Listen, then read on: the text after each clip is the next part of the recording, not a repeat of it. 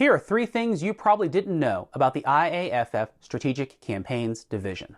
Number 1, every single member of the Strategic Campaigns team has been working without a contract with the IAFF for 686 days. For nearly 2 full years, the part-time president has been dispatching strategic campaigners into locals across our 2 great nations, fighting with city leaders to win, pass, and defend collective bargaining contracts for our firefighters. All the while, he has been ignoring the team's simple request for a contract ourselves, denying fair pay for a fair day's work. Number 2, now you may remember a video where the part-time president took credit for including strategic campaigns in his first-year budget. That was a lie, and frankly, it was an intentional effort to mislead you by omission.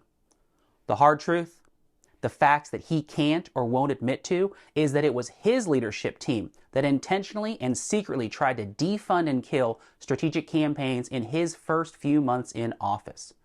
Maybe it was on his order, maybe not. But if it hadn't been for the detailed hard work of GST Lima and Jim Brinkley, his leadership would have passed the inaugural budget, cutting strategic campaigns entirely. Number 3, remember how I told you that the team has been working without a contract? Reason number 3 is why. Pay attention. When I started in 2019 as a 1099 contractor with strategic campaigns, we were told to expect to work part-time or less. A full-time employee at the IAFF is scheduled 32 hours per week under the contract. 15 to 20 is what they told us, a little more in campaign season. Now you know what happens next. Call volume goes up, staffing remains the same. Leadership comes into office, and then the effective team size of our group was actually reduced just as calls for help began to skyrocket. Now, brothers and sisters, here's the secret you don't know.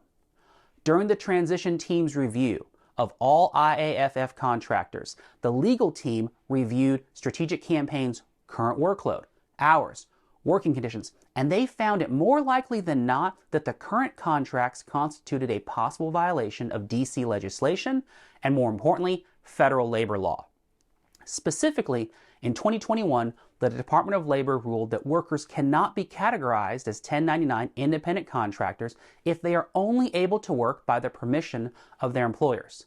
The rule clarified it more in detail, but the important thing for you to know is that your president and his team were told as early as November of 2021 that the IAFF was miscategorizing our entire team as independent contractors, when in actuality, it was more likely than not that we should be non-exempt employees. And we deserve the basic rights of employment that every other laborer and worker is entitled to.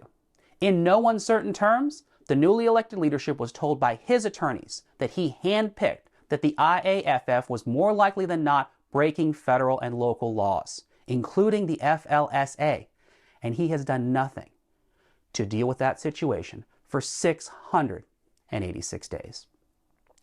As many of you know, my time as a strategic campaigner came to an end on June 20th. Righting the wrongs and illegal action won't affect me, but it affects our union and our principles. We need labor leaders at the home office of our trade union. We need leadership who will be honest, who won't lie, who won't deceive, who won't omit facts about what their hand-picked leadership team has done, and won't lie about their failures. At a minimum, though, we need leadership who will follow the law. We need a union who won't violate the FLSA.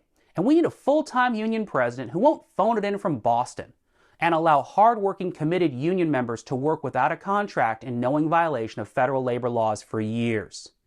Union leaders are supposed to defend labor, not abuse it. This is not the union principles that founded our IAFF over 100 years ago. This is lawless city manager behavior, and it doesn't stop here. There's a lot more going on that I'm going to keep telling you about soon. Are you ready for change?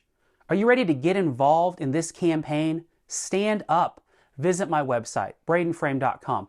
Make a donation, show your personal endorsement, and support the only candidate who lives the principle that doing is greater than talking. My name is Braden Frame, and I'm asking for your vote for General President of the IAFF.